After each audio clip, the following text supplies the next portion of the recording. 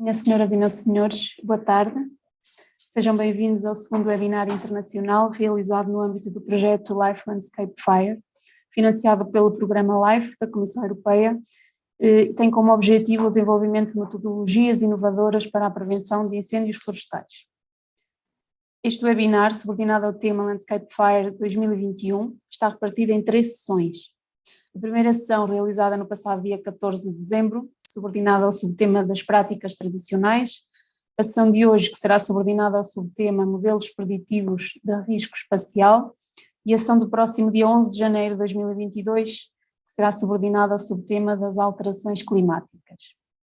Assim, sem mais demoras, e para dar início ao painel de intervenções subordinadas ao subtema dos Modelos Preditivos de Risco Espacial, passo a palavra a Emanuel Oliveira, consultor na área dos riscos naturais e dos incêndios florestais, que irá moderar este painel. Emanuel, não sei se os problemas técnicos já foram resolvidos ou não. Não tem som. Sim? Conseguem ouvir agora? Okay. Sim. Bom, aqui é um pequeno problema técnico. Antes de mais, gostaria de agradecer o convite que me foi formulado por parte da CIM de Isadão Lafões. Para mim é muito bom colaborar com vocês e temos estado em vários trabalhos envolvendo mesmo este projeto do Life Landscape Fire. E, portanto, depois já temos aqui, como disse, esta temática, este workshop, digamos assim, relacionado com os modelos preditivos do risco espacial, mas também temporal. Eu não vou falar muito porque isto realmente quem tem o dom da palavra são os nossos oradores, são 3 fantásticos oradores que temos hoje, com experiências diferentes, quer uns mais conhecidos que outros, mas realmente têm tido um trabalho muitas vezes em conjunto também, não só em Portugal, mas também com o colega da Universidade de León, e portanto vamos ter aqui digamos um painel muito interessante e que é importante neste momento, não só quando utilizamos os modelos preditivos com vista à prevenção operacional, porque toda a gente foca-se mais aí, mas realmente é útil também na questão do ordenamento do território. Nós temos, principalmente as comunidades intermunicipais e os municípios, utilizam estes modelos que são hoje obrigatórios na questão do planeamento nos planos diretores municipais, por exemplo, naquilo que é a edificabilidade nos espaços. Também, uma componente mais operacional, mais na prevenção dos incêndios, o risco temporal, o risco meteorológico também associado. Portanto, hoje, graças às ferramentas e ao trabalho destes investigadores, é possível estarmos mais preparados para os grandes incêndios florestais, que são aqueles que nos afetam e cada vez mais no nosso território, não só Portugal, mas também de toda a Península Ibérica, não é? Bom, não vou estar com mais demoras, vou passar a palavra a um amigo e professor, Paulo Fernandes, da Universidade de Trás-os-Montes, com um vasto trabalho nesta área do comportamento de fogo, do risco espacial e risco temporal também, bom, com muito trabalho feito, e portanto passaria a palavra ao professor Paulo Fernandes, que é sempre um gosto ouvi-lo.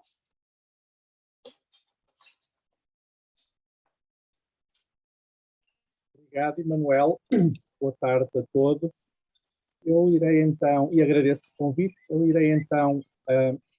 falar um pouco sobre a análise espacial do risco de incêndio, do perigo de incêndio. Muito este termo que aqui aparece, Fire Hazard, não tem propriamente uma tradução em português. Eu normalmente chamo-lhe o perigo de incêndio, e, portanto é a componente, digamos, mais ligada ao território, à vegetação e ao terreno. Se bem que há quem o entenda apenas como um perigo associado ao combustível, à vegetação. Eu comecei por pensar um bocadinho como abrir esta intervenção, então fui ver com algum detalhe de que é que trata este projeto. É um projeto LIFE e no âmbito deste projeto são muito relevantes as questões associadas à gestão do território, à intervenção, à gestão de combustíveis e, portanto, avaliar o risco de incêndio é crítico para este tipo de atividades. E dou-vos aqui um exemplo, dependendo dos nossos objetivos no território, da forma como vamos avaliar o desempenho da intervenção, do objetivo das intervenções específicas, vamos ter estratégias de gestão de combustíveis, de intervenção diferentes, e este quadro dá-vos um pouco, é para o contexto norte-americano, mas de qualquer modo mostra que isto pode ser complexo, não é? Portanto, a análise de risco é crítica para tomar as melhores decisões e fazer o melhor planeamento possível das intervenções no território. A minha apresentação está em inglês, isto porque eu, ao contrário de outros participantes, não disponibilizei a tempo e horas para a tradução. Portanto, eu falarei em português, mas está tudo em inglês. Aqui uma primeira questão é o que é o risco de incêndio. Há muitas definições de risco. Para uns pode ser um determinado nível de atividade perigosa, para outros pode ser a probabilidade de arder ou de ignição, pode ser a consequência do fogo, pode ser o nível de ameaça que o fogo representa. E, portanto, há, digamos, alternativas e escolas diferentes com abordagens muito dispares. Esta é, assim, aquela universalmente mais utilizada, com a qual, creio que toda a gente concorda. Portanto, a probabilidade de ocorrência de fogo num determinado local, em determinadas circunstâncias, e as consequências que se esperam, caracterizadas pelos impactos nos objetos de interesse ou nos recursos de interesse. Portanto, é uma definição com uns anos de risco de incêndio que parece ser mais ou menos consensual. O problema é depois como é que se chega lá, porque depois há várias metodologias para fazer esta avaliação. Em termos de risco espacial, que é aquilo que eu vou abordar, outra questão muito importante é qual é a nossa escala, porque dependendo da escala mais local, ou municipal, ou regional, ou até mesmo nacional, nós podemos ter entendimentos diferentes, podemos ter objetivos distintos, vamos utilizar variáveis diferentes e metodologias adequadas a cada caso. Normalmente, e isto quando o risco de incêndio incorpora o comportamento de fogo expectável, trabalhamos com cenários meteorológicos definidos, por exemplo, percentis mais altos, como o percentil 95, mas tipicamente a análise do risco de incêndio, a análise espacial, não tem uma componente temporal. Essa componente temporal é mais do domínio da previsão do comportamento do fogo, mas mesmo aí podemos ter escalas diferentes, neste caso, o cruzamento com o espaço e o tempo, podem ser horárias ou diárias ou sazonais. Eu vou depois voltar mais que uma vez a este esquema. Eu diria que é o esquema mais completo, mais objetivo para a análise espacial do risco de incêndio. É objetivo porque é baseado no comportamento do fogo, portanto, em características físicas que nós podemos quantificar e prever e avaliar. E depois, exatamente por causa disso, é o mais útil para todos os objetivos de gestão do fogo, seja mais do lado da prevenção ou mais do lado do combate. Portanto, nós podemos prever o comportamento do fogo a partir de características ambientais, de combustíveis, meteorologia, terreno. Em caso de ignição, a partir daí podemos calcular a probabilidade de uma determinada área arder por expansão de uma ignição, prever a intensidade desse fogo ou variáveis associadas como a dimensão da chama, e depois, a partir da intensidade do fogo, vamos examinar como é que a intensidade do fogo vai afetar todos os valores em causa, sejam de índole natureza ambiental ou socioeconómica, através de funções de resposta, e finalmente calculamos os efeitos positivos ou negativos. Normalmente entende-se negativos, mas nesta abordagem mais holística, diria, pode haver efeitos positivos. Isto é o que normalmente se chama vulnerabilidade, pelo menos em Portugal. E, finalmente, cruzando os efeitos, a intensidade e a probabilidade de arder, vamos ter o risco de incêndio, que é, no fundo, as perdas ou os ganhos expectáveis. Portanto, risco de incêndio, nesta acessão, não é necessariamente algo com uma conotação negativa. Pode ser, nós podemos ganhar algo com o fogo e, portanto, e daí temos aqui um risco que pode ser positivo. Em Portugal e noutras regiões do mundo, naturalmente, isto já tem uma história relativamente longa. O risco espacial é frequentemente designado como risco estrutural. Em Portugal, este foi o primeiro mapa, que está até na legislação da época, 1981. É um mapa, há um conjunto de indicadores que permitiram chegar a este mapa, não se sabe bem como, mas de qualquer modo é um mapa mais de potencial, portanto, potencial de fogo com base na vegetação, no terreno e no clima. Identificava essencialmente as grandes manchas no interior do país de Pinheiro Bravo. Depois houve a metodologia inicialmente desenvolvida pelo Centro Nacional de Informação Geográfica, que criou a Carta de Risco de Incêndio Florestal, tanto a escala municipal como nacional, nos anos 90, baseada em avaliações multicritério, algo subjetivas. Eu chamo do tipo Chubieco, porque é um tipo de metodologia que começou por ser desenvolvida em Espanha e depois foi mais ou menos exportada para muitos países. E mais recentemente, ali por volta de 2005, 2006, mas aqui veio um mapa mais recente, que é para o período 2020-2030, a chamada perigosidade, que é calculada como uma combinação entre a frequência histórica do fogo, ou a recorrência do fogo, e a propensão para arder estatística, em função do tipo de estação, do declive e da altitude. Portanto, é uma abordagem 100% estatística e algo redundante, porque as variáveis que dão a propensão para o fogo serão também as variáveis que, em grande parte, explicam a frequência do fogo.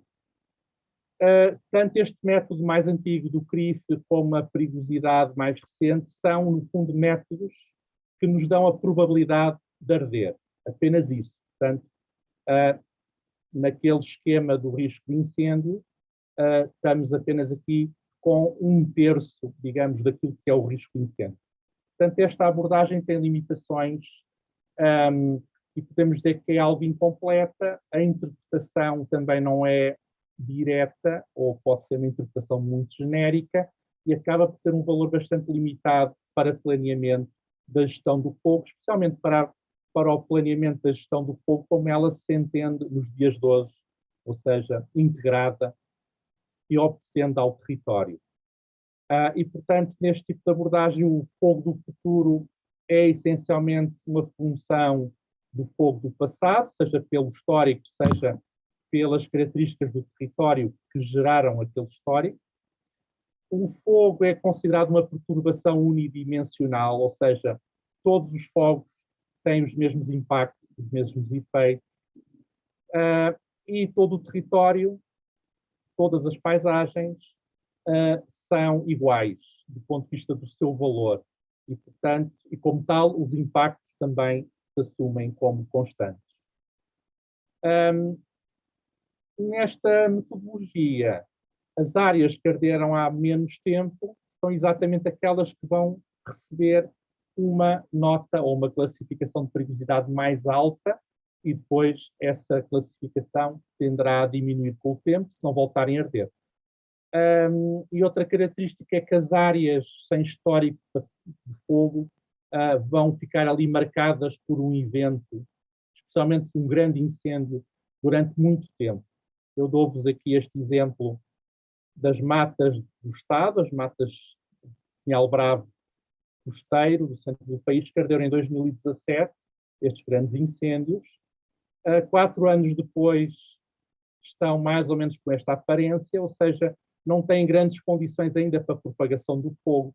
No entanto, neste mapa de perigosidade estrutural para 2020-2030, são consideradas de perigosidade elevada, distinguindo-se das áreas limítrofes exatamente iguais em contexto em contexto biofísico e de prestação de combustível. No entanto, têm classificação reduzida. Porquê? Porque nunca arderam, porque o terreno é plano e porque a altitude é baixa. Portanto, tudo fatores que conduzem a perigosidade mais baixa. Ou seja, o que é que se passa aqui? Este tipo de classificação, no fundo, ignora as ligações que existem entre o combustível, entre o comportamento do fogo e entre os efeitos do fogo. E aquilo que, na verdade, se passa é que probabilidades do fogo mais altas, portanto, perigosidades mais elevadas, nesta classificação, implicam comportamento do fogo com menor potencial, portanto, o tal hazard, menor combustibilidade, se quisermos adotar outra terminologia, e, portanto, menor risco de incêndio e, eventualmente, um risco de incêndio positivo. E estes gráficos mostram muito claramente porque é que é assim. A forma como a carga de combustível diminui à medida que a probabilidade anual de arder é mais alta, ou seja, fogo mais frequente remove combustível e, portanto, a carga é sempre mais baixa. A forma como a velocidade de propagação do fogo é progressivamente menor à medida que a probabilidade anual de arder é maior e, da mesma forma, a redução da intensidade da frente de chamas de um incêndio com o aumento da probabilidade anual de arder. Portanto, tudo isto é físico, tudo isto é a ecologia do fogo e são as dinâmicas da acumulação da biomassa. E o tal risco positivo que pode acontecer, em termos de biodiversidade e de serviços de ecossistema, está aqui exatamente nas regiões do país onde a probabilidade anual de arder é muito alta e que vão receber uma classificação de perigosidade elevada ou muito elevada. E, portanto, nós, na verdade, depois podemos ter áreas do território com o risco de incêndio elevado ao extremo, mas com probabilidade de arder baixa ou moderada. Isto corresponde à floresta contínua, onde o fogo é mais raro, é mais infrequente, mas é maior e mais severo e frequentemente está associado a um valor socioeconómico elevado, pela presença de floresta alvo de exploração e também por impacto grande nas comunidades. E, em contraste, as regiões onde o fogo, onde o risco é reduzido ou moderado, recebem uma classificação de perigosidade ou de probabilidade de arder alta ou extrema. Isto são essencialmente áreas ocupadas por vegetação arbustiva, onde o fogo é frequente, é de pequena dimensão e tem baixa severidade e, portanto, potencialmente pode ter impactos positivos. E, portanto, a perigosidade está aqui, ou o tal hazard, da forma como é entendido nesta metodologia, está aqui em polos opostos. Então, como é que podemos ser mais objetivos para avaliar o risco de incêndio e para o descrever? Começamos pelos padrões de vegetação e de combustível na paisagem. E já se sabe alguma coisa sobre isto na Europa e em Portugal. Por exemplo, sabemos que áreas ardidas do passado, durante 8 anos, reduzem a área ardida por incêndios do futuro. Sabemos que os maiores incêndios selecionam combustíveis mais velhos. Velhos entre aspas, ou seja, áreas que não ardem há muito tempo ou que nunca arderam. E podemos aqui definir 2 extremos de perigo de incêndio, do ponto de vista do combustível, que podemos chamar de reduzido ou reduzido moderado, ou elevado extremo, respectivamente abaixo de 9 anos e acima de 20 anos, desde o último fogo. E sabemos também que os fogos são mais pequenos, onde os mosaicos de vegetação têm um grão mais fino, como vem aqui neste exemplo, de grão muito fino até um grão muito mais grosseiro na paisagem. Isto tem sido demonstrado em vários estudos, o mais conhecido talvez seja este aqui na Austrália, uma região de clima mediterrâneo, onde 70% da área ardida anual é definida ou é determinada pela área tratada com fogo controlado nos anos anteriores. No fundo, é o mesmo que dizer que de tudo o que arde em cada ano, apenas 30% é explicado pela meteorologia e pelo combate ao fogo. 70% é o resultado da gestão. E também em Portugal há estudos que mostram, de forma diferente, mas mostram que estas áreas de chamada pirodiversidade elevada, portanto com este grão, este mosaico mais fino, e com menos conectividade, menos ligação entre manchas de combustível, explicam grande parte, 78%, da variação do tamanho dos incêndios com mais de 100 hectares. E tanto é assim que, mesmo quando o território é muito contínuo em termos de combustível, é o que vem aqui, este ED é a tal variável da pirodiversidade, podemos ver que mesmo nestes casos de grande continuidade espacial de combustível, a dimensão do fogo mantém-se baixa quando a pirodiversidade é elevada. Portanto, a dimensão do fogo está aqui neste eixo.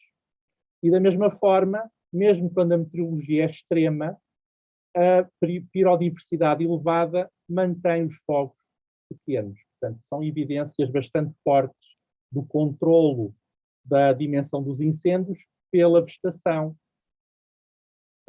Ou seja, o fogo faz a paisagem, faz o fogo, ainda que sejam necessárias certas condições meteorológicas para termos fogos significativos. Então, avançando a partir daqui, e estive a falar de combustível, digamos que o segredo, ou a metodologia mais objetiva, será baseada, ou deverá ser baseada, no comportamento do fogo.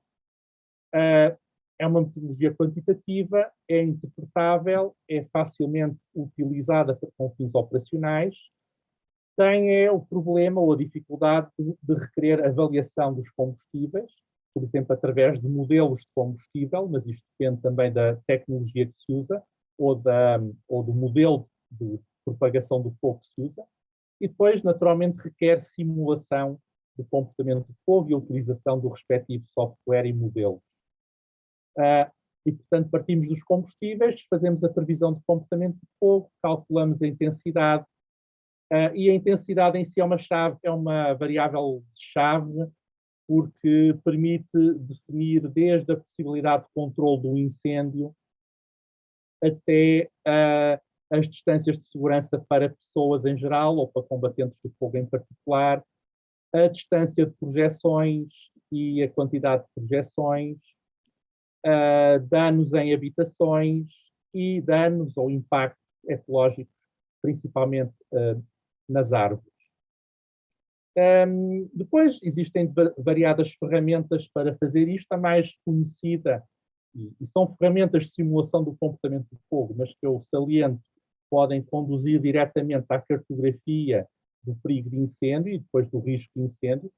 A mais conhecida é o Flame Map, produzida pelos serviços florestais americanos. Necessita aqui de um conjunto de camadas, de capas de informação, várias características do combustível, modelo de combustível, características das árvores, depois a altitude, o declive e a exposição do terreno.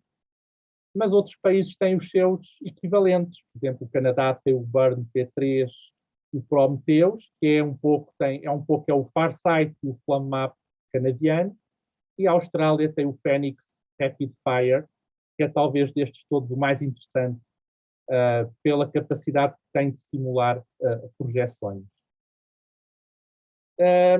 O obstáculo ou a dificuldade, como eu referi, é exatamente a cartografia do combustível. E é muito difícil, requer, para ser bem feita, idealmente devia ser feita no terreno, o que exige naturalmente muito trabalho. O que se faz hoje em dia, e já vamos na segunda ou terceira versão da cobertura nacional, há agora uma feita este ano, é converter o uso do solo em modelos de combustível. Como vem aqui, isto é um exemplo ali para a região de uma parte do nordeste do país, aqui com os modelos de combustível nacionais, mas espera-se que no futuro a tecnologia nos ajude nomeadamente, por exemplo, a tecnologia LIDAR, que nos permite, em princípio, com melhor resolução, com mais acerto, proceder não só à classificação de modelos de combustível ou atribuição do modelo de combustível, como a descrição das métricas de combustível das copas das árvores. Os outputs, os resultados destas simulações, mais usados são a probabilidade de arder e o comprimento da chama ou a intensidade da frente de chamas, portanto, exatamente de acordo com este conceito de risco, e depois dão origem a mapas deste tipo, como vem aqui, neste caso é do FlamMap, mas outros mapas de outras aplicações são muito semelhantes. Mas podemos avançar um passo nisto e fazer isto à escala nacional. E temos aqui um exemplo muito recente, do mês passado, publicado, portanto, uma análise feita pela AGIF para o país todo, que já nos diz então os comprimentos de chama e probabilidades anuais de arder para o país todo. Portanto, isto é baseado em milhares de simulações, que depois são combinadas e assim se chegam a estes mapas. Isto por si só é interessante, a diferença que este mapa de probabilidade de arder tem comparativamente, por exemplo, ao mapa da perigosidade, é que não é determinado pelo histórico, é determinado pelas condições. Naturalmente temos que saber avaliar bem as condições, não é? Se não soubermos, o mapa poderá sofrer desse tipo de problemas. Portanto, este tipo de mapa identifica-nos aqui com muito mais, diria, de forma muito mais clara, as áreas mais sujeitas a fogo mais frequente, não são necessariamente aquelas onde o fogo é mais frequente hoje em dia. Mas podemos avançar, e também neste estudo eles calcularam a exposição ao fogo, e portanto, tanto das comunidades, neste caso vem aqui o número de casas ou de estruturas ardidas por ano, aqui vem em valor relativo, e depois tem outro mapa em que se vê a afetação das áreas com estatuto de conservação da natureza. Naturalmente que este tipo de análises e mapas pode agora ser expandido para outros valores, por exemplo, o valor económico da floresta, etc. Portanto, aqui já estamos claramente a falar de risco. Mas muito, pelo menos mais interessante do ponto de vista da gestão, são as aplicações que depois podemos fazer na mitigação do risco de incêndio, desde o planeamento espacial da gestão de combustíveis. Eu gosto de dar este exemplo porque é muito antigo, porque isto já era feito em Portugal há uns 15 anos. Continua a não ser muito feito, mas há 15 anos atrás já alguém trabalhava nisto e fazia aqui, para uma área com perímetro florestal aqui, simulações com o FlamMap para identificar áreas de tratamento, de gestão de combustíveis, e depois até se definem aqui as técnicas. Naturalmente o sistema faz recomendações e depois quem vai efetivamente gerir o território não pode intervir em todo lado e, portanto, vai escolher. E o que eles escolheram é o que tem aqui a amarelo, a verde e a azul. Mas pode também servir para avaliar o desempenho de projetos de gestão de combustíveis no passado, como vem aqui para a Serra do Marão. Sempre avaliou-se aqui a alteração de classes de intensidade do fogo e de velocidade de propagação do fogo com e sem tratamento. Aqui vêm mapas também, no caso anterior era a distribuição percentual, aqui é mesmo uma secção daquele território e a alteração da velocidade de propagação e da intensidade da frente de chamas antes e depois. Isto naturalmente permitiria corrigir ou aprender para projetos futuros, uma vez que este projeto não foi desenhado recorrendo àquilo que eu mostrei antes, não foi feito desta forma, foi feito de forma mais casuística, planeado, por exemplo, em função também da acessibilidade, mas este tipo de análises após intervenção podem nos ajudar depois a planear melhor outros projetos. Podemos, por exemplo, avaliar o que é que, naquele caso era um projeto que foi totalmente implementado. Neste caso é um projeto que não sei até que ponto já foi implementado, são as faixas de gestão de combustíveis no Algarve, e, portanto, este estudo avalia a alteração na probabilidade de arder em função de haver ou não haver faixas e das faixas serem do tipo arborizado ou não terem árvores. E no mesmo estudo fez-se uma avaliação da transmissão de fogo entre municípios, perceber, pode ser interessante em termos de políticas regionais, perceber quais os municípios que exportam fogo para os vizinhos, por exemplo. Aqui outro caso, duas alternativas distintas de intervenção, uma baseada em linhas, em faixas, gestão de combustíveis, outra baseada numa intensificação da gestão florestal, aqui na freguesia de Álvares, em Oleiros, e depois também permite perceber a alteração da área ardida no futuro em função do esforço de tratamento anual. E, terminando, creio que devo estar no limite do meu tempo, toda esta informação, todas estas ferramentas, estes modelos, são, no fundo, indicam-nos claramente que este tipo de abordagens por simulação, por análise espacial das características do fogo, são extremamente úteis e principalmente objetivas na quantificação do potencial de fogo numa paisagem e, portanto, são ideais para mapear, para analisar e depois, em aplicações mais específicas, para mitigar o risco de incêndio e, principalmente, são replicáveis, o que é sempre importante em termos comparativos. Claro que tudo isto é limitado pelos modelos que temos, que não são perfeitos, longe disso, mas com o tempo melhores modelos aparecerão e, naturalmente, também é limitado pela qualidade da informação disponível e pela resolução espacial dessa informação, mas também aí o futuro há de trazer melhorias e algumas delas já estão a manifestar-se, por exemplo, com a melhoria da resolução e da qualidade da informação que hoje em dia é possível obter através de inteligência artificial ou de satélites, etc. E é tudo. Obrigado.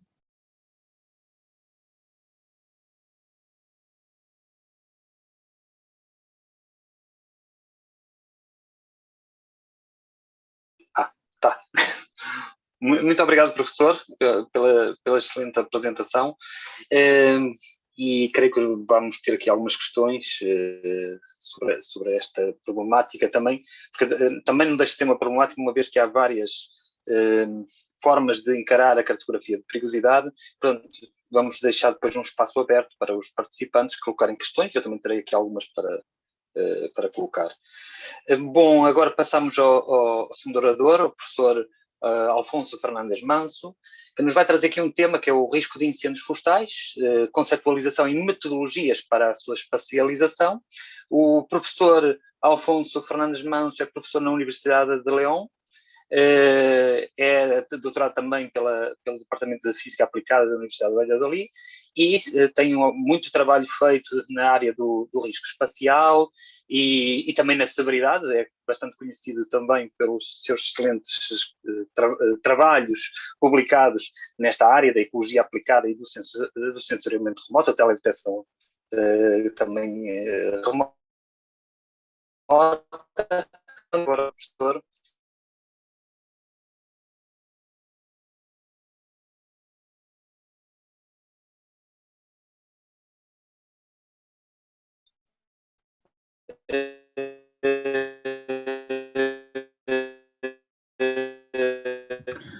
Buenas tardes, mi nombre es Alfonso Fernández Manso, profesor de la Universidad de León, y el tema que voy a tratar en este seminario es el riesgo de incendios forestales, conceptualización y metodologías para su espacialización. Quiero dar las gracias a la organización de este evento por haberme invitado. Yo soy miembro del grupo de investigación de ecología aplicada y teledetección, un grupo de extenso número de investigadores que trabajamos todo lo relacionado con la ecología del fuego y nuevas tecnologías. En concreto, estamos empezando a trabajar ahora en una línea que tiene que ver con el riesgo en WIS y en general en el territorio. Esto es el tema, lo voy a desarrollar en 5 grandes apartados. En primer lugar voy a hablar de conceptos y definiciones y metodologías del riesgo, intentando aclarar un mundo muy heterogéneo y muy poco conceptualizado. En segundo lugar, hablaré de 3 visiones del riesgo, desde lo que son incendios desde una perspectiva territorial, desde una perspectiva de la gestión forestal y finalmente desde la idea de prevención y mitigación de grandes catástrofes. Y finalmente haré una breve reflexión.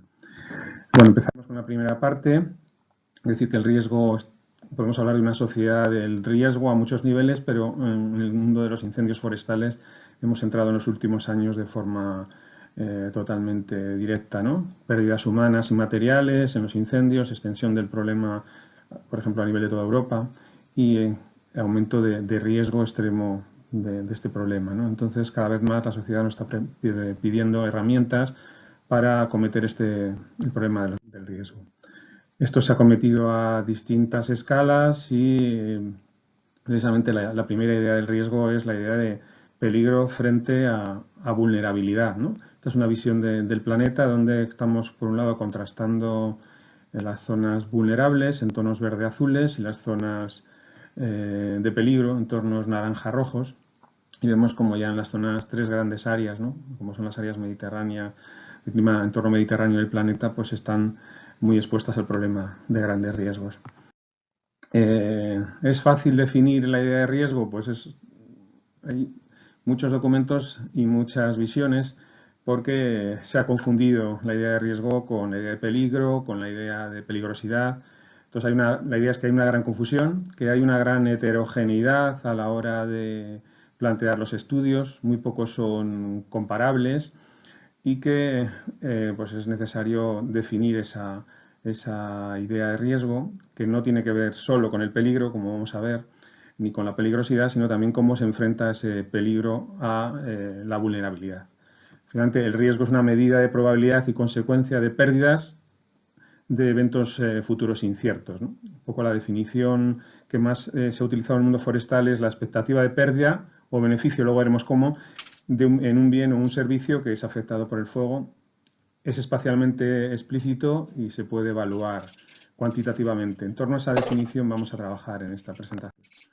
Bueno, si hacemos una búsqueda en Google de lo que es riesgo en incendios forestales en castellano, pues vemos que directamente hace una relación con el peligro, sin más, ¿no? La vulnerabilidad prácticamente no aparece. En el mundo anglosajón, Will Farris, sí que empieza a aparecer esa idea del triángulo que vamos a ver de los 3 elementos que aparecen en el riesgo, no solamente la componente peligrosidad. Bueno, vamos entonces a entrar en 3 perspectivas de estudio. La primera es la visión territorial del riesgo. Es una visión que tiene que ver con el mundo del riesgo en general, en otras ramas del conocimiento y parte de la ecuación general de riesgo. Para que exista riesgo tienen que confluir en un mismo lugar la peligrosidad, la exposición y la vulnerabilidad. Entonces, cuando nosotros los forestales hablamos de solamente de peligrosidad, en un momento estamos entrando en la terminología del riesgo, ¿no? Esta visión territorial se ha utilizado en distintos ámbitos. Por ejemplo, la Dirección General de Protección Civil de Emergencias pues, ha hecho evaluaciones de este tipo, de que se habla de un peligro local basado en valores estadísticos, una vulnerabilidad sencilla basada en 3 índices: poblacional, infraestructural y singularidad del medio en todos los casos a nivel municipal y en los últimos 25 años. La confluencia de este peligro local y vulnerabilidad pues, nos va a dar a los niveles de riesgo. ¿Qué ocurre con este tipo de evaluaciones? Pues que parten de datos estadísticos en la parte de la peligrosidad que han cambiado, ¿no? Estos últimos 25 años, que son muy variables. Entonces, si nos fijamos en este mapa, vemos que, por ejemplo, los incendios de este último año en España, grandes incendios, ni siquiera están en estas zonas de peligro, ¿no? Tienen poca utilidad en esta información estadística o estocástica en la situación en la que nos enfrentamos.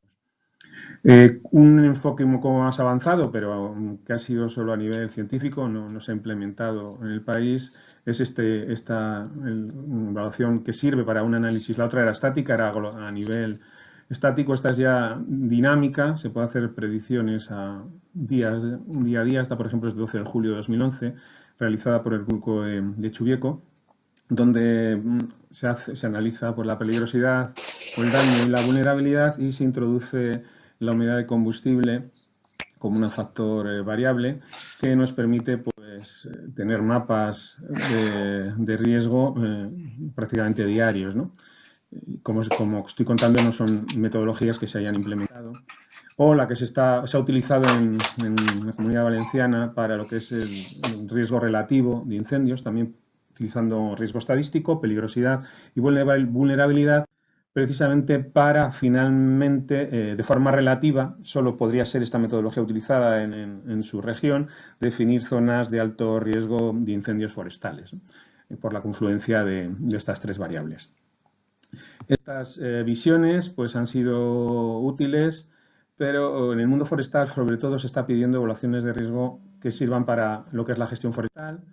Nos enfrentamos a un problema de éxodo rural, de falta de gestión, de políticas de supresión, como todos sabéis, que supera nuestra capacidad de extensión. Frente a eso tenemos unas limitadas disponibilidad de recursos, lo que nos lleva a priorizar la protección y el tratamiento de combustibles. Luego, una herramienta que nos analiza el riesgo puede ser de una gran utilidad para este tipo de iniciativas como las que se plantean en el live, ¿no? Que estáis dentro de esta actividad. De forma tentativa, este tipo de visiones las hemos practicado, por ejemplo, esto es en Ponferrada, un estudio que hicimos frente a la ordenación de los montes de este municipio, una gran extensión de montes, pues se plantean diferentes escenarios de gestión y se somete estos escenarios a la modelización para ver cuáles serían las condiciones de extinción en un supuesto incendio, ¿no? Desde una gestión cero, donde vemos que hay muchas zonas rojas, donde no supera la capacidad de extinción, a una gestión intensiva alta, donde hemos solucionado de forma de incendios. Luego son herramientas tentativas que en Estados Unidos han profundizado bastante más en ellas, partiendo de lo que es el triángulo del riesgo, aquí lo vemos, en el que se define el riesgo como esa probabilidad que ocurra el incendio, en un lado, el otro lado del triángulo estaría lo que es el comportamiento asociado al incendio, la intensidad y finalmente la susceptibilidad. Ese triángulo de riesgos pues nos sirve para contestar en esos análisis a dónde se puede mitigar el fuego, qué tratamientos, dónde se puede implementar diferentes tratamientos, cómo afectarán esos tratamientos, es decir, un montón de preguntas que van a ser útiles para la gestión. Este tipo de análisis tienen que solucionar 4 componentes espaciales: la simulación de incendios, la caracterización de los recursos activos altamente valorados, lo que serían los bienes expuestos, el análisis de la exposición y el análisis de los efectos. Esto está ampliamente explicado en literatura. Entonces sería esta primera visión, la simulación, pues se simula el área quemada, la probabilidad de incendio y sobre todo de alturas de llama, que van a definirnos esa intensidad, esas condiciones, y luego eso se somete a unas funciones que nos permiten evaluar la exposición y los efectos, como la que veis aquí, en la que pueden ser positivos y pérdidas o beneficios de lo expuesto, ¿no? Esto nos va a dar lugar a una cartografía que nos permite, en este caso con una visión de la ecología del fuego, definir zonas con problemas y zonas donde hay ganancias y donde hay pérdidas. Fijaros que en este ejemplo mayoritariamente son ganancias, no son pérdidas. ¿Qué ha ocurrido? Pues que este enfoque se ha visto muy enfrentado a lo que es el problema de la confluencia de los incendios sobre las zonas urbanas, ¿no? Donde este enfoque era muy a lo forestal, no un enfoque del riesgo que nos están pidiendo ahora precisamente por las grandes catástrofes, ¿no?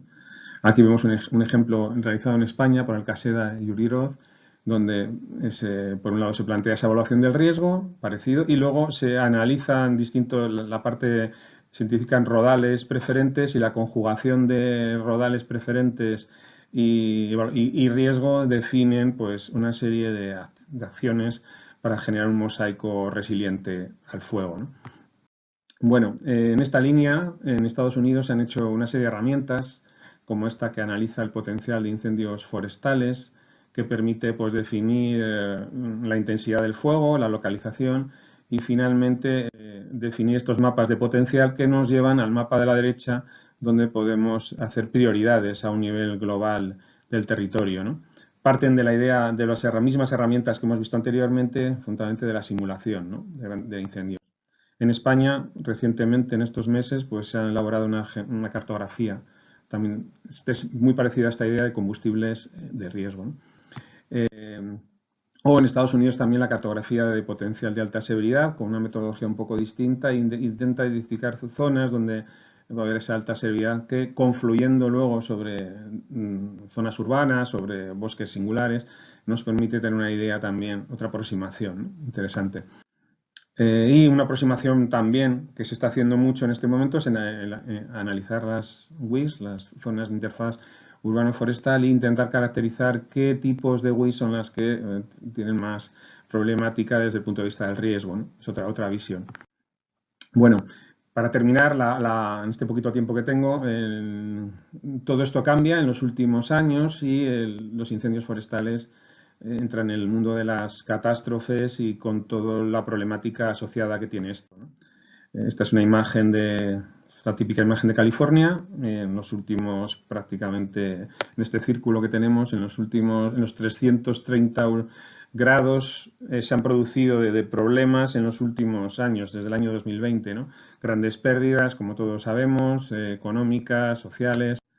Esta es una idea de la evaluación solo del año 2018, donde en California se habla que el 1,5 del Producto Interior Bruto anual de California es lo que se perdió, muchas veces de forma indirecta, con estos incendios, ¿no? Una brutalidad económica. Eso nos lleva al mundo de las grandes catástrofes, como el Katrina, donde hay pérdidas humanas, grandes efectos y daños de asegurado. Es decir, empieza a entrar un nuevo elemento clave en estos últimos 5 años, que las aseguradoras.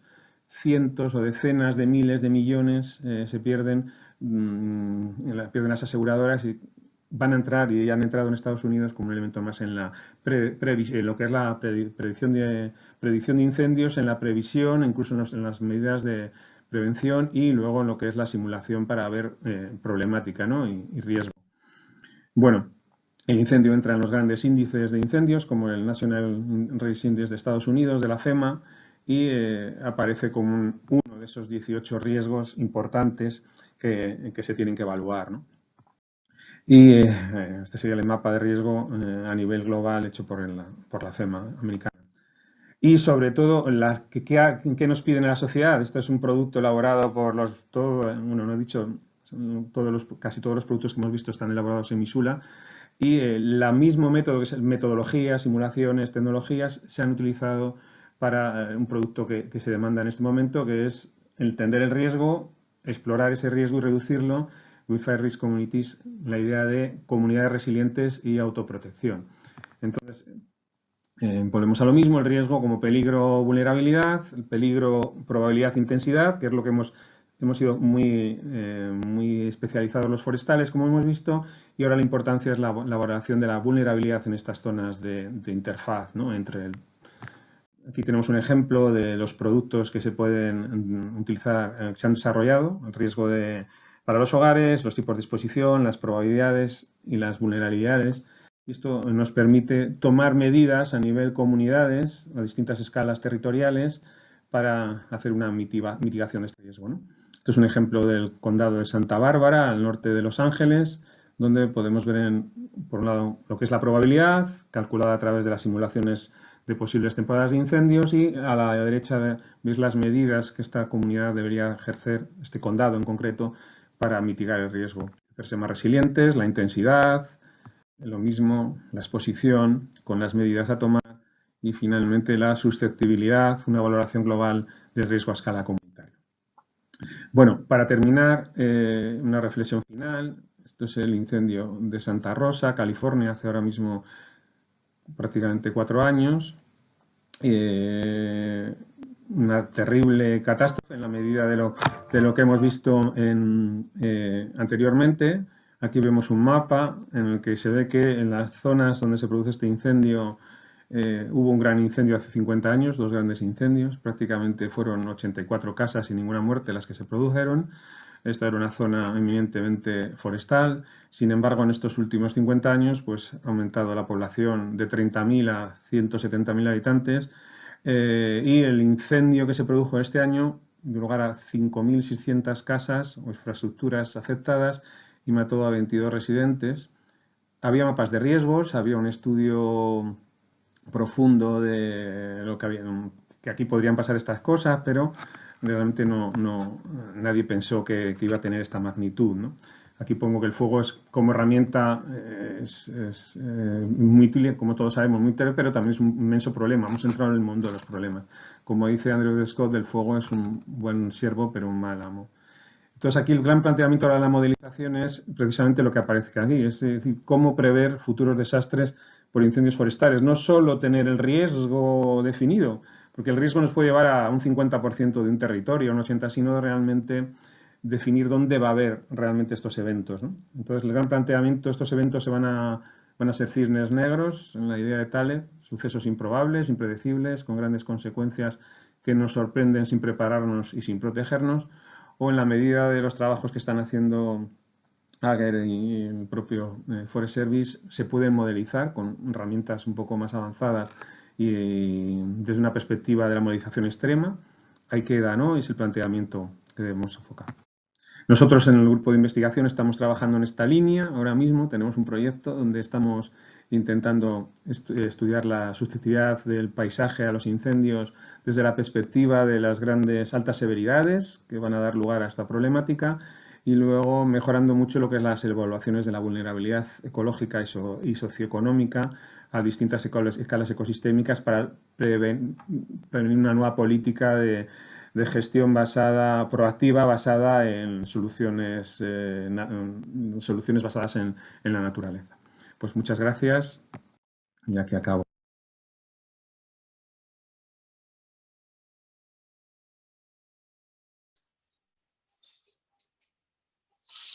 Ora, muito obrigado, professora Alfonso. Não sei se me conseguem ouvir. Estou aqui com algumas dificuldades na comunicação, e era para agradecer e trazermos o facto de trazermos esta componente económica e social também naquilo que é os modelos preditivos do risco espacial. Vamos passar à última oradora, uma colega também já conheço há algum tempo, muito dedicada a esta área, que é a doutora Sílvia Nunes. Ela nós conhecemos por uma plataforma, digamos assim, por razões de uma plataforma que utilizamos bastante e que tem sido um grande contributo para o conhecimento do risco, mais a nível meteorológico, que é a plataforma Ceasefire. Contudo, ela hoje vai falar-nos aqui um bocadinho sobre aquilo que é a previsão estatística para a prevenção e combate a incêndios florestais. Sílvia, muito obrigado e a palavra é sua.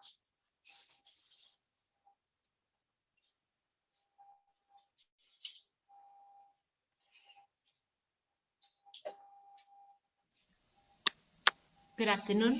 First of all, I want to thank the opportunity to share what we have been doing for the last few years in Instituto Luís.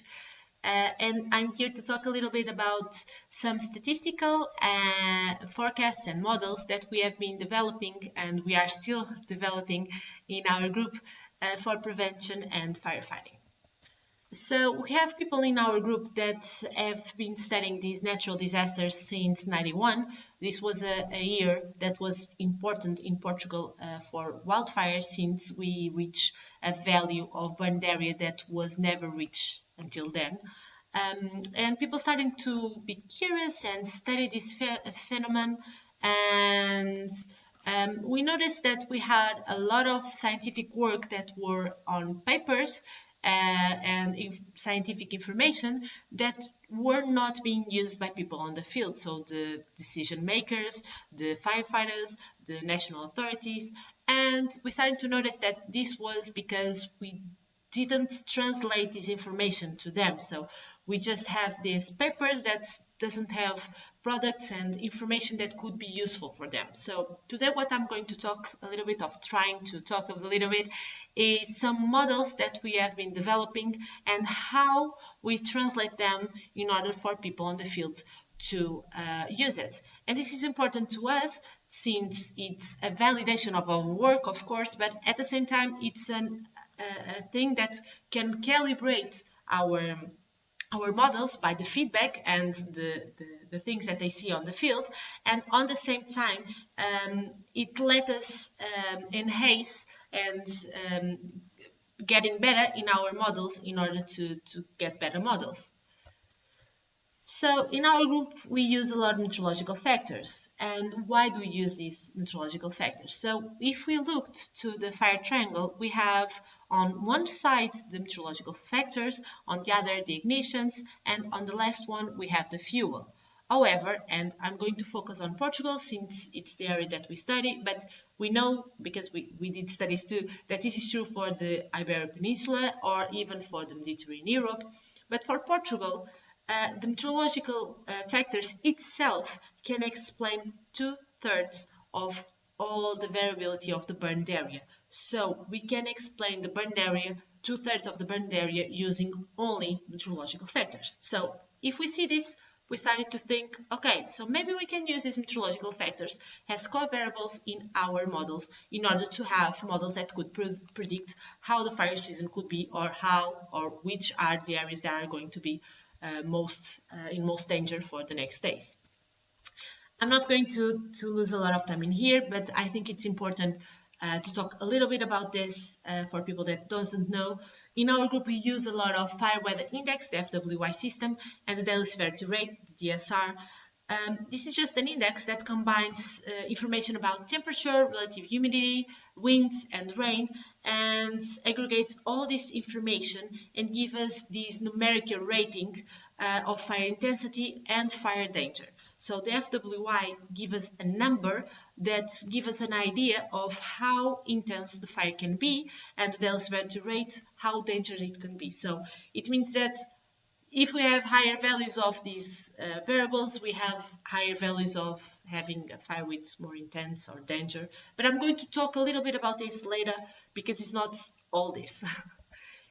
So first of all, in a longer term, we have these seasonal outlooks. These seasonal outlooks were made in order to have an idea of how the season would be, only knowing what is happening in the pre-fire season. So this idea appeared because when we started to look to the values of this daily severity rating, we saw that for severe years, so the years that have higher values of burned area, we have higher values of DSR. And on the other hand, if you look to the years in green, the weak years, so the years with the lowest value of burned area, the values of DSR are very low since April till August, September. So since April, in our pre-fire season, we seem to have a completely opposite direction and behavior of these two groups of years. So we start to think, if we have this, why don't we construct and model something that could translate this? So this is the model. On the left side, what you have is the fire season danger and the pre-fire season danger. And what you can see is that in green, again, we have the weak years. In red, we have the severe years.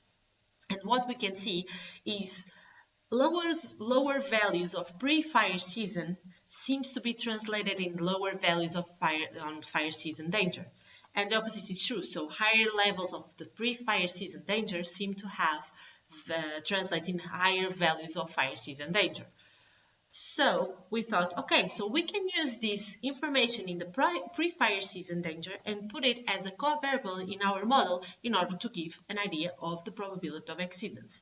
I'm not going to waste a lot of time talking about the statistic parts of the model. You can always look at it. That is completely explained on the paper. I'll leave it here.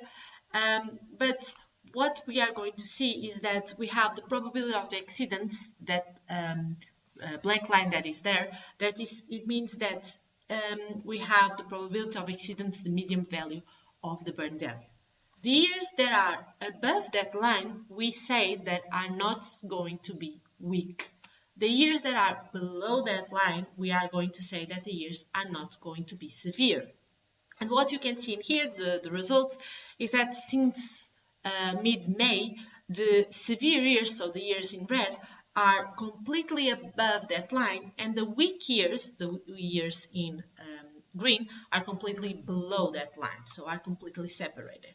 And 2018 is in blue because it was to focus the difference between 2018 and 2017, since 2017 was a very, very, very severe year for Portugal, and we have higher values of this probability of exceedance. 2018 was completely the opposite, and we had the lowest values of probability of exceedance. So it seems that works. This is important because we can translate this in a model that can be used by decisions, the national authorities and firefighters and people that decide what to do. So in this map, what you see is we divided Portugal in 7 different areas, and this is a graphic that appears when you go to a website that we created in 2016. It's called Ceasefire. I invite all of you to go there and explore. You'll need to ask for a password and a username, but I'm gladly going to give to you. In this website, we tried to translate these models in something that could be used. And this is one example. So we have the map with 7 different areas. And this is a graphic for 2017 for the area marked with 3. So the area that includes the area of Pedrógão Grande. Pedrógão Grande was one of the most severe and deadliest wildfires that we had, unfortunately. And what you can see is that in orange, you have the threshold line, so the line that says if the year is going to be or not weak or not. On red dotted, you have 2005, a very severe year too, and in green, you have the year of 2017. And since the mid-May, beginning of June, we started to be very, very, very preoccupied by this year because we never saw values so high of probability of exceedance for that area. And unfortunately, Pedrógão happened. Pedrógão is in the graphic marked with a star, and in blue you can see the intensity of the fire. So if the fire is intense, it means that it's going to be more severe. So this is one example of what we do. So this is good because people can decide in the pre-fire season where to allocate means, where are the areas that are going to be more in danger, and so on. For the classes of fire danger, so as I said to you, we use the fire weather index. However, this is just an index. And for example, for areas like the desert of Sahara, we have very high values of FWI because we have high temperatures, we don't have precipitation, and so on.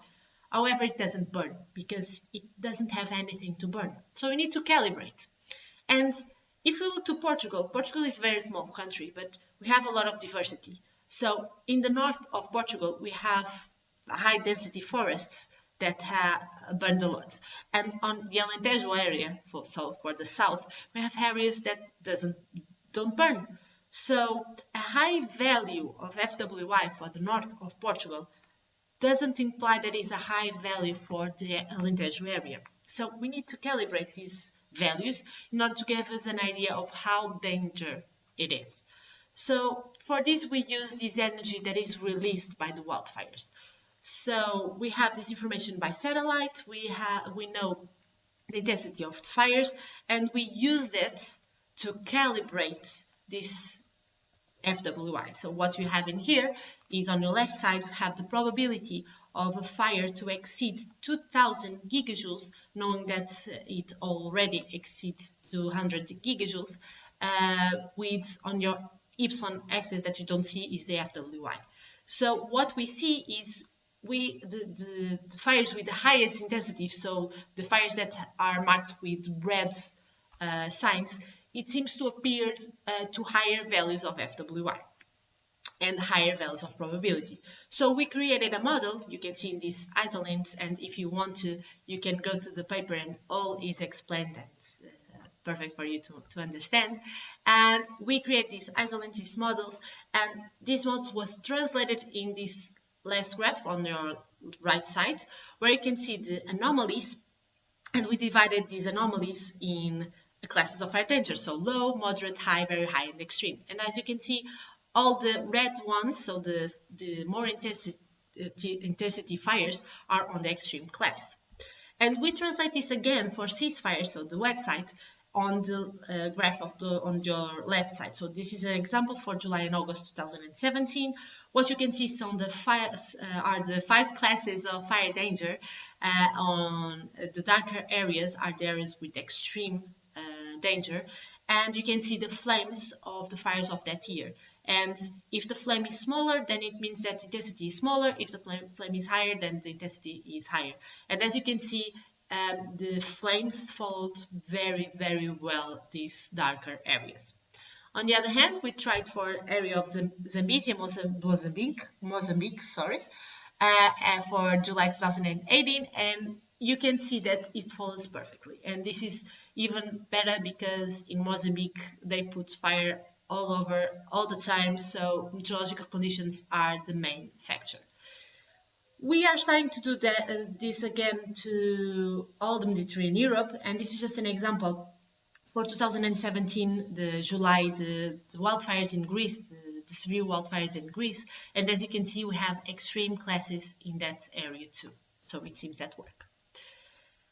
Very, very quickly, just to give an idea of what we are trying to develop and still developing, and we think that is going to be very important, are these hourly FWI. So if FWI is important to know, oh, and I forget completely, sorry, the classes of fire danger are on the website for the next 5 days. So it's important for the firefighters and the national authorities to know where to allocate the means, where are the areas that are going to be more in danger or not.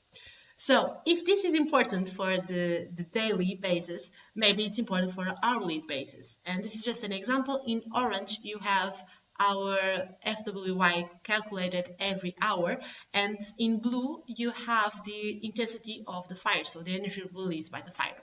And as you can see, when we have higher values of FWI, we have higher values of intensity, fire intensity. If we have low values of FWI, we have lower intensity. And this is for Cabreiras, Viana do Castelo, in August 2016, and for Monchique in August 2018, we see the same. Why is this important? Because it gives to firefighters and national authorities the windows of opportunity to go and fight the fire. So, for example, if the values of FWI are higher, the probability of go and fight the fire, it's very, very difficult. So maybe we need to wait for an area that we have, a window opportunity that we have to go there and completely dominate the fire. So this is what I have to you today. So if you have any questions, please make sure to ask. And if you want to contact us, you can always use my email. So thank you. And if you have any questions, please ask.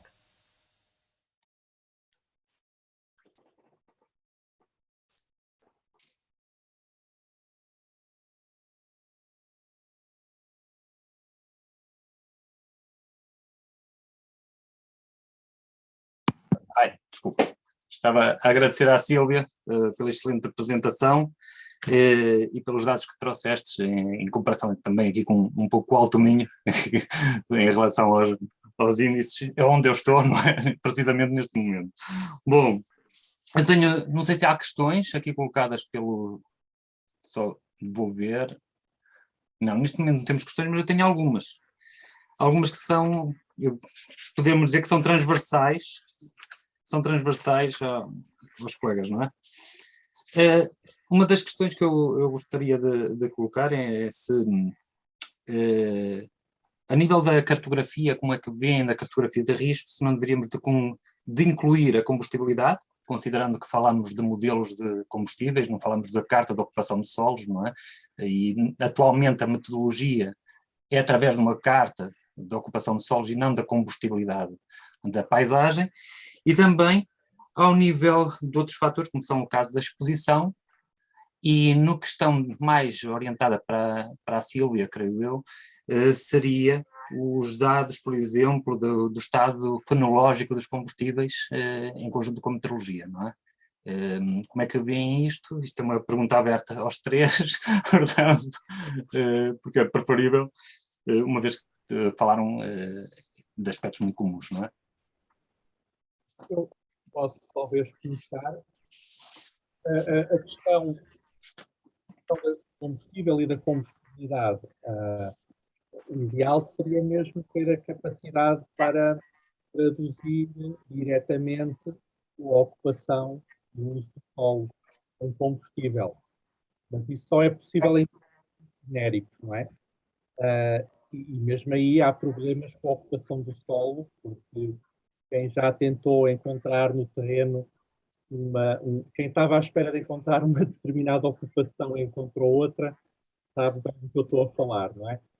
É um pouco como eu disse na apresentação, é esta dificuldade em corretamente classificar o nível de combustibilidade ou atribuir um modelo de combustível a partir de informação remota, de detecção remota, de variados tipos, ou com base em colheita, em amostragem de dados no campo. Tem sido feito algum esforço ultimamente no âmbito de um projeto que é o Modifier 2, no qual eu dou alguma colaboração, com trabalho de campo que visa exatamente calibrar ou verificar aquilo que a conversão de uso do solo ou que o tempo desde o último fogo, que também se pode usar para atribuir um modelo de combustível. Portanto, são caminhos para chegar lá. Eu creio que aprendendo com a experiência de outros países, por exemplo, nos Estados Unidos, eles têm a atribuição de modelo de combustível com base em modelos de gradiente, portanto, a modulação da vegetação e do combustível em função de um conjunto de variáveis fisiográficas, clima, etc., suponho com alguma validação, e depois geram para o país inteiro tipo de 30 metros de lado com o modelo de combustível. É o projeto Landfire, que tiveram aqui há alguns anos. Provavelmente tem que ser assim um compromisso entre conversão, inspeção no terreno, detecção remota, modulação de gradientes, para chegar lá, mas é certamente um trabalho complicado, não é? Lidar, claro, até que essas tecnologias, portanto, combinando tudo isto, talvez um dia consigamos ter uma cobertura de modelos de combustível mais refinada. A que temos atual já é útil, não é? Já é útil. Mas para certos objetivos é curta, especialmente se for para fazer previsões de comportamento de fogo mais localizadas e mais críticas, das quais pode, por exemplo, depender decisões de evacuação da aldeia, etc.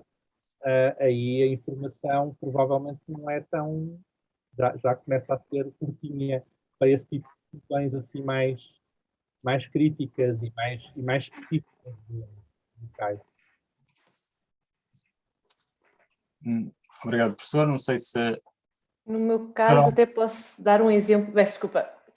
Por exemplo, nas nossas classes de perigo, é algo que está, não digo em falha, mas é algo que também falta, no sentido, por exemplo, dar-vos um exemplo como Pedrógão Grande, em que tínhamos as classes mais elevadas naquela zona, ardeu, já não havia nada para arder e continuámos com as classes elevadas. Porquê? Porque nós calibramos o FWI através de histórico de energia libertada, portanto sabemos mais ou menos os valores de FWI associados a cada nível de energia, ou seja, quão severo o fogo é para cada área em Portugal.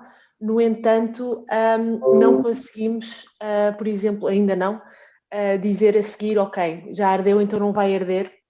É algo que nós estamos também já há algum tempo a estudar, e atenção que isto também tem que ser trabalho que se calhar vai ter que ser combinado e algo estudado entre faculdades, principalmente pelo facto de, por exemplo, nós não somos pessoas que vamos ao campo ou que fazemos trabalho de campo. É raro, acho que eu fui a primeira pessoa a começar com o fogo controlado mais por brincadeira, digamos assim, depois apanhei o bichinho.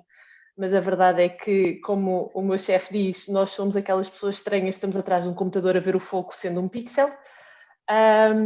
Mas já há alguns estudos que fizemos, ou seja, certas áreas depois de ardidas que tentamos, através de dados de detecção remota, ver quantos anos é que demoram até voltarem a ter a carga de combustível vista por pelos satélites. No entanto, e agora estamos a tentar começar a criar algumas ligações entre esses índices estativos com a energia libertada, de uma tentativa de tentarmos perceber quanto tempo é que demora até termos outra vez o combustível, pronto a arder, mas é algo que ainda vai ser complicado de fazer, mas que esperamos conseguir, e acho que isto tem a ver mais com as ligações entre universidades também, que acho que se começa a fazer cada vez mais, o que é ótimo. Muito obrigado, Sílvia. Não sei se o professor Alfonso Manso entendeu a minha questão. ¿Me lo puedes repetir un poquillo, por favor? En castellano, a ver si no me lío. Bueno, la pregunta sería si los modelos espaciales, ¿no? de predicción del riesgo no deberían de integrar lo que es la combustibilidad y también el estado fenológico de los combustibles, ¿no? Esto para ser más rigurosos en determinados espacios, principalmente los más sensibles. Claro, yo creo que sí. De hecho, la parte importante, una parte fundamental de las simulaciones, pues tiene que partir de lo que son los modelos de combustible. El problema que tenemos, por lo menos en España, es que la falta de estos modelos de combustible, ¿no? Hay pocos. Ahora mismo sí que hay un proyecto, empieza a ver el mapa forestal de España, tiene una capa de modelos de combustible, pero no lo tenemos para todo el territorio, ¿no? Nosotros lo intentamos suplir esto haciendo estudios, utilizando teledetección, utilizando imágenes LIDAR y otra serie de variables, multivariables, buscar factores que condicionan las altas severidades, ¿no? Entonces, no son exactamente modelos de combustible, pero llegamos a patrones relacionados con el riesgo que tiene que ver mucho con el combustible. Mismo los índices fenológicos, lo que son los índices... No, índices fenológicos no estamos... Parece muy interesante la presentación que ha hecho Silvia, ¿no? Y realmente muy, muy interesante todo su trabajo, de mucha utilidad práctica, ¿no? Muy bien. Espanha tem voos líderes de 5 em 5 anos, creio que com cobertura nacional. Exactamente, y se ha presentado esta semana una tercera cobertura. Va a empezar a volar en breve, una tercera cobertura y de mucha más resolución. Espero que no vuelva a la crisis económica que paró la anterior, y realmente hay una perspectiva muy buena de datos en breve para el campo forestal e sobre todo os incendios, estudio de combustibles. Eu creio, bom, eu trabalho com alguma coisa de informação que nos chega precisamente desses voos, mas é só na zona da fronteira, portanto não cobre todo. Vamos a tener como 4 veces más puntos o sea, va a multiplicar por 4 el número de puntos que tenemos para hacer los análisis. Ojalá que lo tengamos rápido, ¿no? Muito bem, muito obrigado, graças. Aqui uma nota, porque foi o professor Paulo Fernandes que nos trouxe aqui, e é bom para o público que nos ouve, ou que vai ver depois nas gravações, entenda um pouco isto da recorrência e aquilo como é que a nossa cartografia atualmente, aquilo que nós chamamos de perigosidade estrutural, tem tido digamos, uma sobrevalorização esta recorrência, ou seja, temos uma perigosidade mais alta precisamente numa zona que arde muitas vezes, não é? E isto, na realidade, não é assim, porque uma área que arde muito mais vezes tem menos carga de combustível e tem uns modelos de combustível completamente diferentes daquilo que encontraríamos numa área que está por arder há 50 anos ou mais tempo, não é? Então é preciso que aqueles que nos ouvem tenham esta noção, porque realmente o impacto que isto tem na vida dos cidadãos portugueses, e eu falo pelos nossos munícipes, não é? É enorme, porque deixam de poder construir, precisamente, ou termos uma coisa tão simples como uma estrutura agrícola, um aprisco, um armazém agrícola, numa área em que no passado teve, ou melhor, temos tido uma recorrência muito grande de fogo, mas precisamente não tem grande perigo. E é impedido de fazer, e isto traz problemas precisamente a quem tem produção de gado, a quem tem produção agrícola também, que não pode construir não pode edificar nesses sítios que são considerados de alta e muito alta perigosidade, derivado da alta recorrência de fogo que tem. Então isto traz problemas, e é bom que se escolhesse esta situação, por isso é que também o convite que foi feito a vocês, porque realmente trazem-nos respostas aos nossos autarcas e também a quem está envolvido no ordenamento do território, e portanto é importante este esclarecimento. Há aqui uma questão que eu gostaria também de colocar, até em relação à Sílvia, que é em nível do DSR. Nos últimos anos, após 2017, os valores médios da severidade, não é?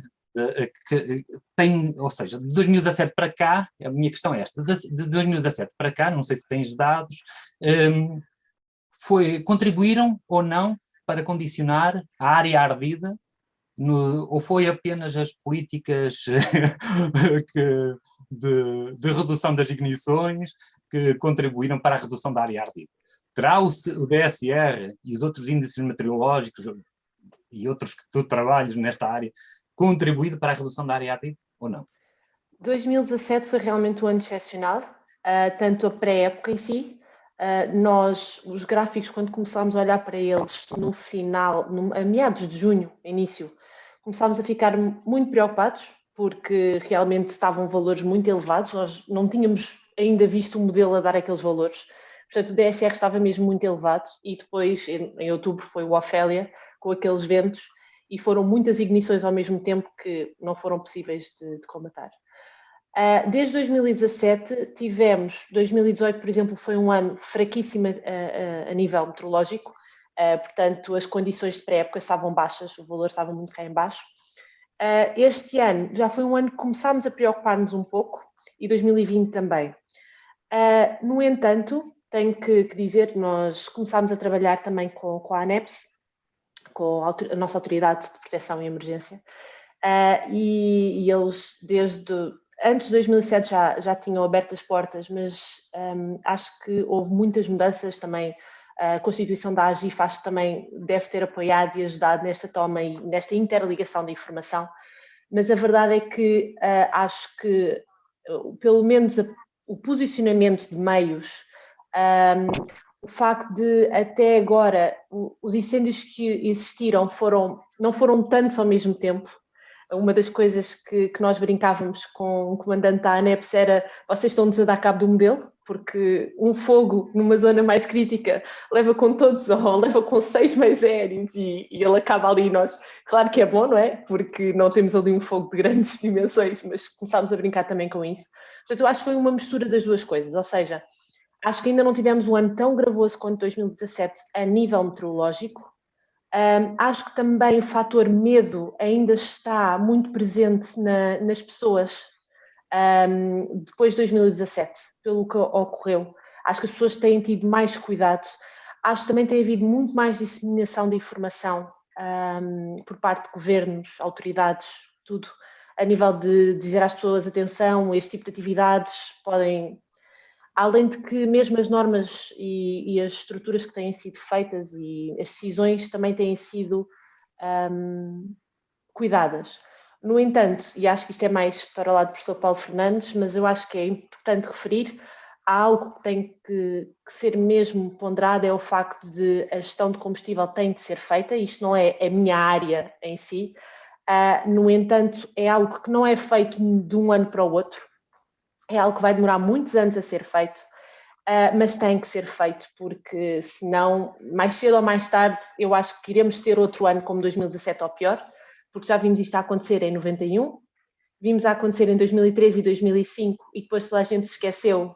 Os primeiros anos foram realmente, atenção que isto vai acontecer, esqueceram-se, 2017 voltou, e houve o que houve. Portanto, realmente acho que é uma combinação de coisas, mas não nos podemos esquecer que há um fator muito importante, que é a gestão do território em si, que tem que continuar a ser feita ao longo dos próximos anos, porque senão... Muito bem, obrigado pelo esclarecimento. Só uma questão mais, pode ser para os três, em relação ao retorno, não é? Hoje temos uma base cartográfica que nos permite ver, ter a percepção de repetir-se um incêndio, um grande incêndio florestal. Eu não sei como é que é em Espanha, sinceramente desconheço como é feito, bem como é que é estimado esse risco, essa perigosidade espacial, mas gostaria de saber como é que é encaixado o retorno, ou seja, quando é que ele poderá repetir-se novamente, de acordo com aquilo que já a Silvia também explicou-nos da recuperação e também o professor Paulo Fernandes, mas isto não deveria ser integrado nesta estimativa digamos, de risco espacial, não é? ¿Me puedes repetir de nuevo la pregunta? Perdona. Si el retorno de los incendios forestales Sí. no debería de ser integrado en la estimativa de lo que es la cartografía de riesgo espacial de incendios forestales, ¿no? No sé cómo va el tema en España, pero... Nosotros estamos estudiando, bueno, uno de los primeros trabajos que hicimos, primero hemos trabajado mucho con lo que es la estimación de la severidad, y el segundo cuestión de lo que es el régimen de incendios que nos pareció muy interesante estudiar fue la recurrencia o la variable, y entonces nos ha parecido fundamental, ¿no? Sobre todo desde la gestión ecológica, cruzar datos, por ejemplo, de recurrencia con niveles de severidad nos permite hacer una cartografía muy útil, sobre todo en nuestro caso para el estudio de la regeneración post-fuego, para hacer todo lo que es nuestro trabajo. El problema que hemos tenido son las bases de datos que no están espacializadas en España, entonces nos ha tocado pues ir hacia atrás con todas las herramientas buscando esa información. Quiero anunciar que estamos trabajando en una herramienta bajo Google Earth Engine que nos permite hacer estudios, mapear rápidamente severidad hacia el futuro de parte prospectivo, también retrospectivo, ¿no? Entonces, en breve podremos con esta herramienta seleccionar cualquier fecha de incendios anteriores y poder saber no solamente los perímetros del incendio, sino también los niveles de severidad, lo que nos ayudará a crear bases de datos completas al estilo de las que tienen, por ejemplo, proyectos en Estados Unidos, ahora en Canadá, ¿no? Es fundamental conocer el pasado del territorio, ¿no? Para estos modelos. Sí. Creo que es Landfire, ¿no? En Estados Unidos. Exactamente, Landfire. Sí. Nuestro proyecto se va a llamar FireMap y en breve estará disponible. Ya lo hemos presentado en algún foro. Vamos a estar atentos. No sei se o professor Paulo Fernandes está, se teve que sair. Creo que no está. Creio que não. No está. Não está. Eu tive problemas aqui com a conexão também, houve interrupções, mas consegui, ficamos com o temporal aí.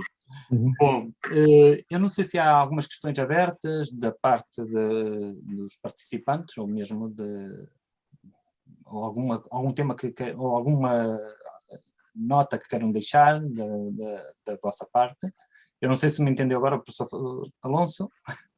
Sí.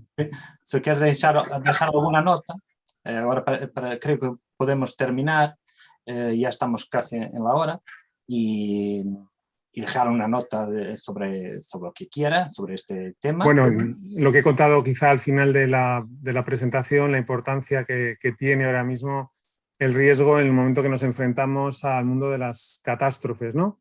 Puse ahí un ejemplo del Katrina, de repente hemos pasado a un mundo totalmente distinto en el que antes valorábamos si era positivo o negativo sobre el incendio, sobre algunas infraestructuras forestales, y ahora nos estamos enfrentando, en el caso de Estados Unidos, de California y también de Portugal, a grandes catástrofes, ¿no? Entonces eso hace que todo el mundo del riesgo, le he planteado, esté cambiando. Me contaban que en Estados Unidos, y eso tiene que ver con lo que ha contado también Silvia, las aseguradoras quieren hacer evaluaciones estacionales, incluso mensuales, para lo que son las pólizas de seguros, ¿no? Se va a utilizar para eso, se va a utilizar para hacer gestión preventiva, las propias aseguradoras. Hay muchísimo dinero en juego, muchísimos miles de millones, ¿no? Hemos entrado de lleno en una de las catástrofes más importantes que se están produciendo en el mundo, sobre todo en algunas zonas, ¿no? Entonces, cada vez eso va a ser una oportunidad para conseguir espacializar mejor, tener mejores productos a mejores escalas, con mejores escalas temporales y espaciales. Estamos en un momento de una oportunidad muy grande para el mundo de lo que se trata esta palestra, ¿no? De incendios y su espacialización. Luego es un reto grande al que nos enfrentamos. Muito obrigado, professor. Silvia, uma nota final. Primeiro agradecer o convite, claro, espero que tenha sido compreensível. Deixar apenas também o que disse na apresentação, ter em atenção o triângulo do fogo que nós falamos sempre, em que temos o nosso lado da meteorologia, que é completamente preditivo, temos o nosso lado das ignições que podem ser ensinadas, que se pode ter cuidado, que se podem ser ter cuidado e diminuir, e por outro lado a parte mais importante da gestão também da floresta, que não se pode esquecer. E realmente estamos numa era em que, como o professor Alfonso disse, estamos numa era onde estes desastres naturais cada vez vão ocorrer mais vezes, com maior frequência, e uma das coisas que acho que o fogo controlado me ensinou foi que nós em Portugal, pelo menos, e mesmo na Europa mediterrânica, não podemos viver sem o fogo, temos que viver com ele, mas temos que saber distinguir entre o fogo bom e o fogo menos bom, o fogo mau, e por isso temos mesmo que aprender a viver com ele, mas à nossa maneira, e não deixá-lo conduzir-nos, e pronto. E sempre que tiver alguma dúvida ou até alguma ideia, por favor, contactem-nos. O próprio site está constantemente em desenvolvimento. Foi um site construído por nós, portanto, pessoas que não são da área de informática, portanto, não estejam à espera de uma coisa a 5 estrelas, mas estamos completamente abertos para ideias, para melhoramentos, porque é isso que também melhora os nossos modelos e é isso que também nos traz melhores respostas para vocês, como é óbvio. Muito obrigado aos três. O professor Paulo neste momento não está, mas queria agradecer assim também esta oportunidade de poder moderar um tão bom elenco, digamos assim, de colegas, de técnicos, e também relembrar que no dia 11 de janeiro de 2022 vamos continuar com este webinar, com uma temática diferente, que serão as alterações climáticas, e obviamente vamos contar com outros colegas que vão contribuir para um melhor conhecimento de tudo aquilo que atinge os nossos territórios, não só florestais, rurais agora também, e urbanos também, cada vez mais. Portanto, creio que é uma boa plataforma de debate e também de divulgação, e é isso que é necessário. Eu queria agradecer pessoalmente a vocês e agradecer a todos os participantes que tiveram a ouvir. Muito obrigado. Muito obrigado. Umas boas festas para todos. Muito obrigado. Obrigada igualmente. Muito obrigado.